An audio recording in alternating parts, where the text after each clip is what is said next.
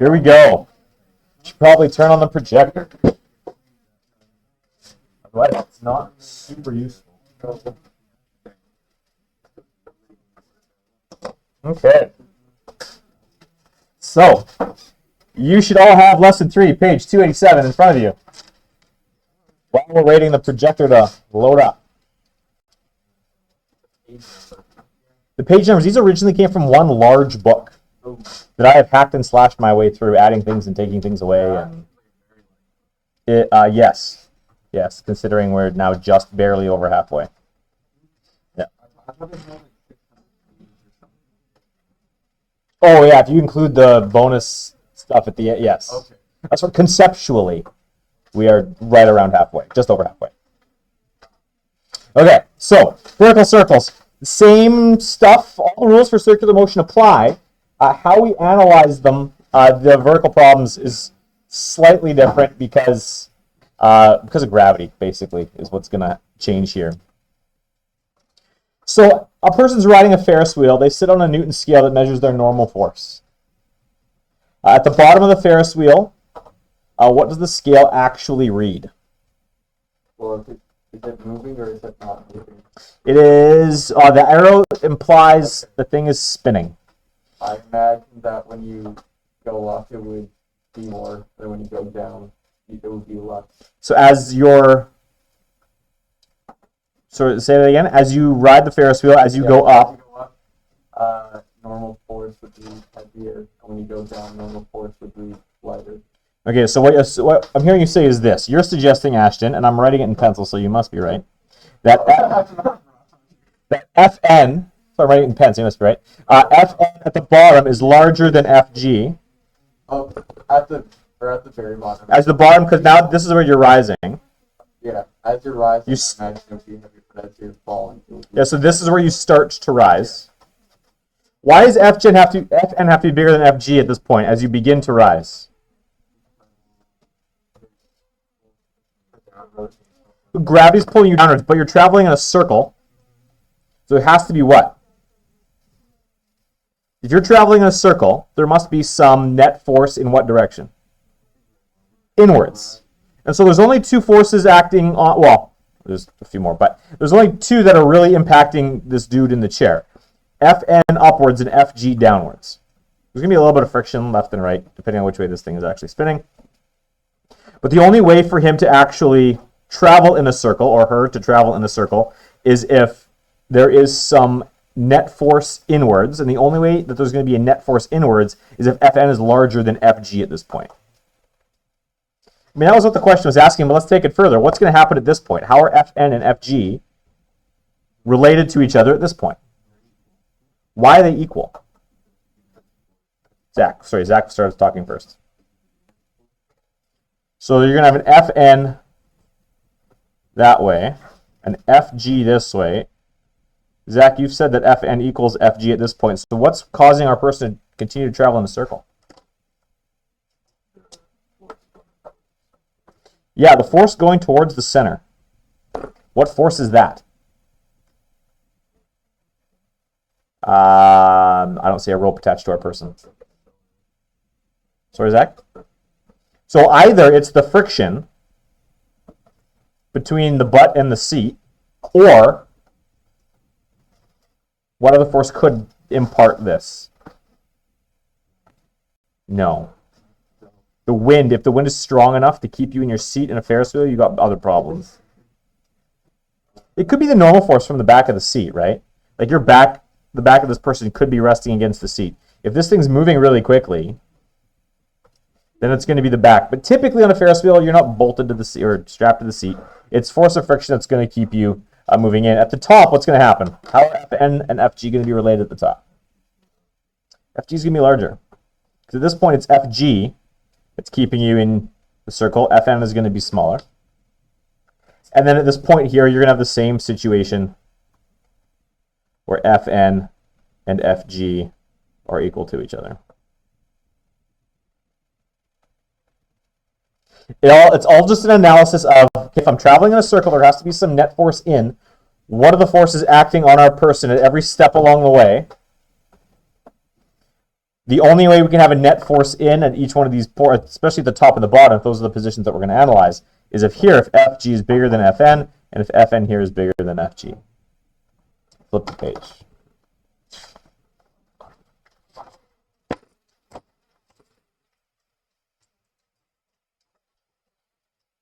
So the Ferris wheel is a rigid wheel. The top and bottom of the wheels always have the same speed.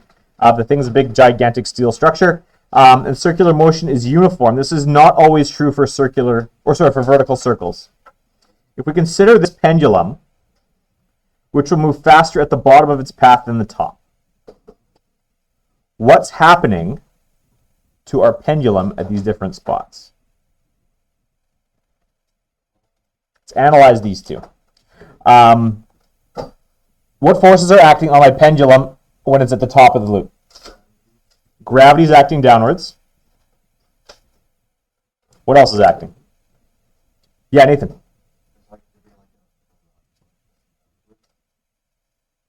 Not necessarily. Pendulum's typically on a string.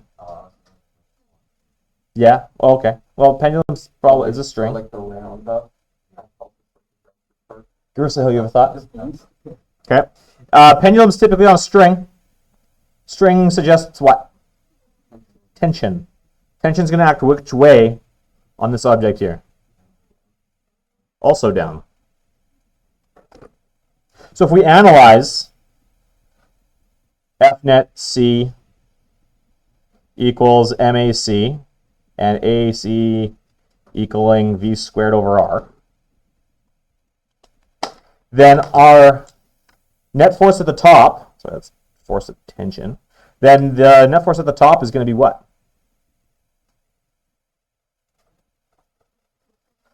Fg plus, yeah, it's going to be the force of gravity plus our tension acting inwards is going to equal mv squared over r.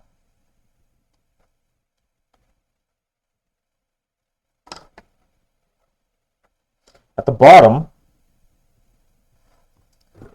what's happening? Fg is down. Force of tension is going to be up. Not drawn to scale. Which one of those is going to have to be larger? Tension, because this pendulum is still going to go in a circle. So Ft. Now, Fg is acting downwards, away from, if we're going into the circle positive, Ft minus Fg is going to equal mv squared over r. So depending on where you are in the loop, your analysis of the problem is going to have to change.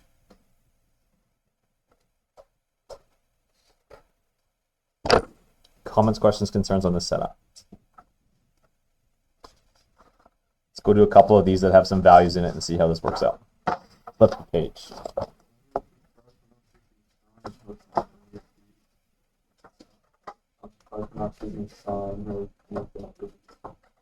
Well, we're analyzing a different part of the spinning. We're not analyzing the periodic motion. We're analyzing the forces acting on the thing. So we have a 70 kilogram passenger moving at 10 meters per second at the top of an upside down roller coaster. What force does the seat exert on the person?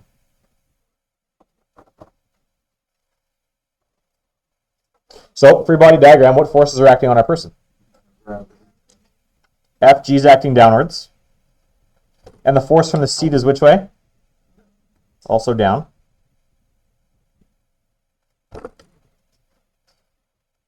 So let's set this thing up using uniform circular motion.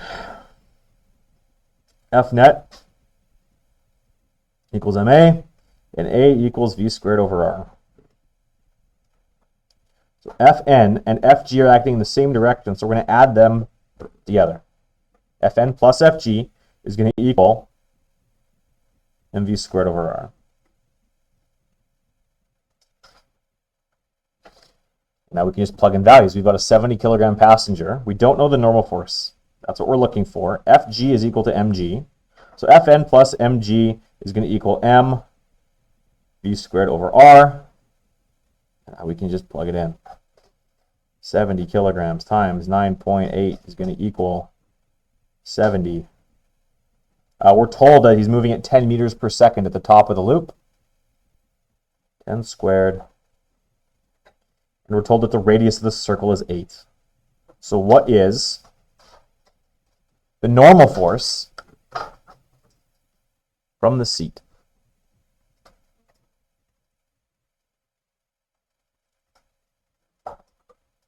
The only forces are acting downwards. Yeah, the seatbelt. Yeah, so, okay, so the seatbelt pushing upwards? Nope. No. So here's since 189. 179. Thank you, Ashton. 189 newtons. Or is it?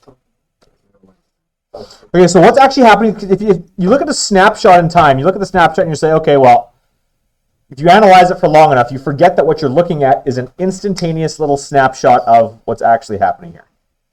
Okay? So this guy's moving 10 meters per second is 36 kilometers per hour. Dude's moving pretty quick. Okay? So this moment in time at the top of the Ferris wheel, top of the loop of a roller coaster, top of the loop of a roller coaster is a brief moment. If it's stopped here, what happens to our dude? He falls down. Okay? But if this thing's moving fast enough, what does our guy want to do? Which way does he want to go at this point? His inertia has him going which way? Okay, his velocity's going that way. So the speed at which he's being carried around here, the inertia at this point, the velocity wants to keep going forward. But what happens as soon as he starts to arc his way around here? The seat's already there. Okay? So if we ignore the fact that he's moving, then of course, yeah, you look at this and say, well, Fn and Fg are both acting, and how is he not falling? But it's the idea that his inertia, he wants to be flung forward, and the seat is catching him all the way around this portion of the loop. So what would happen, similar to an extension of the question you just asked, what happens to Fn then if the roller coaster moves slower?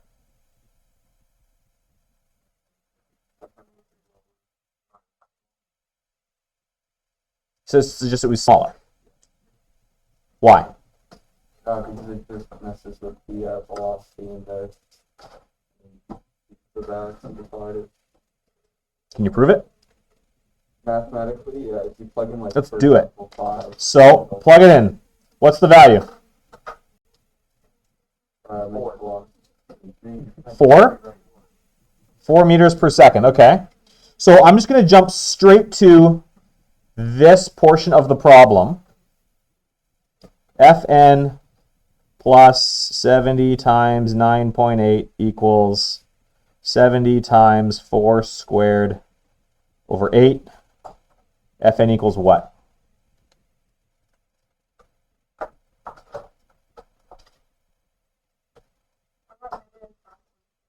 Negative 546, which means our normal force has to be acting which way?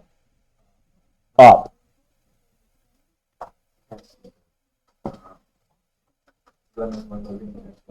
Is it possible for this situation for the normal force to be acting up? No, that's not what I'm asking. Is it possible for the normal force to be acting up at this point? No. Okay? Seatbelts don't exert a normal force. So if this is the situation and they say, okay, well, our Fn has to be negative, what must be true then? He's falling. If he's falling, what's Fn?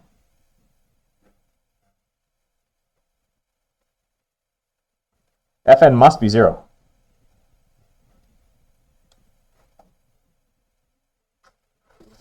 This, right.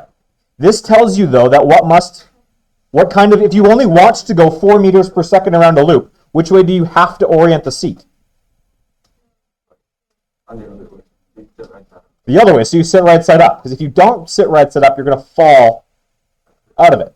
Okay? So the speed at which you want to travel the loop determines the orientation you can have your seat. It's an interesting engineering application. So then if you're going faster around that loop, what must be true? Or regarding Fn? Fn must be larger. I mean, we can see that just based on our analysis of this portion of the problem. If he's going 4, Fn must be 0. If he's going 10, Fn's going to be 189. If Fn's going to be 100, sorry, if the speed is going to be 100 meters per second, that's 360 kilometers per hour, the normal force of the body is going to be monstrous.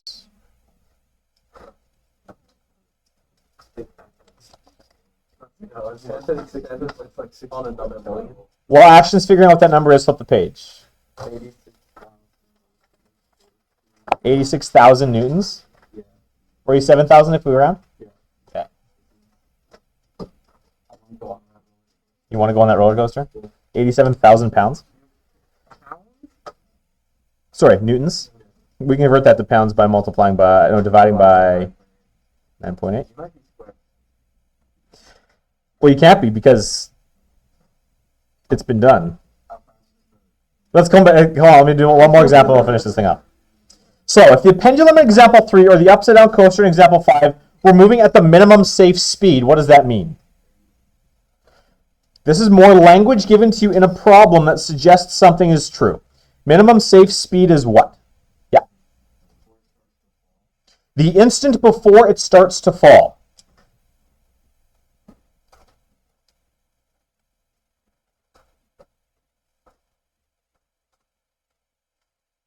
Whatever it is, starts to fall. Okay, so we had 2 equations already, just based on the forces that are acting for the pendulum situation on the inside of the loop situation. The pendulum situation that T plus mg equals mv squared over r. The instant, or the minimum safe speed is going to be whatever speed is required to clear the loop such that this thing just is barely not falling. At that instant, what's tension?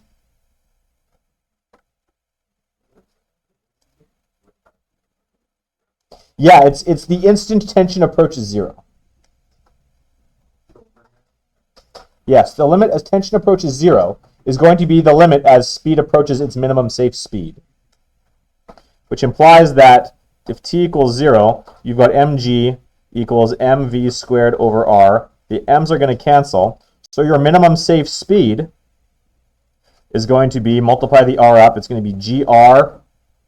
Take the square root of that. What's true of our dude on the inside of the loop of a roller coaster? There is no tension. You're right, tension is 0. There's no ropes. Fn is equal to 0 at the minimum safe speed. So I'm going to get mg equals mv squared over r. My masses cancel. I multiply both sides by r and I take the square root. It doesn't matter what the situation is, whether you're on the inside of a roller coaster or if you're on a swinging pendulum of some kind. This is the minimum. Okay, look at that star. That is a perfect star. Look at that. Okay. It's the minimum safe speed. Okay? Regardless of the situation, and more importantly, the minimum safe speed doesn't depend on what? Doesn't depend on your mass. Which is why there are no mass limits on roller coasters. There's only height limits so that the restraints from the top, should something else go wrong, you don't die. There is no such thing as a mass limit on a roller coaster because it doesn't matter. I think so too. Ooh, that's pretty much. Well, they have weight limit because they won't fit into the seat. That's it. That's it for examples. Here's what I'm assigning to you. Yeah, the lesson's really quite short. We've been going for 19 minutes. We could cut it down a little bit further. Could be a weight limit. Yeah, but it's not about surviving. It's not about surviving the roller coaster. It's about the structural limitations of the building. Yeah. Enough mass. You can break down like an entire structure, like the speed kilometers. You can break down anything. Yeah, with enough mass, you can do it. Yes, you can break down everything. Okay, take a look at these. 1, 2, 4, 6, and 7. 4 is a horizontal problem.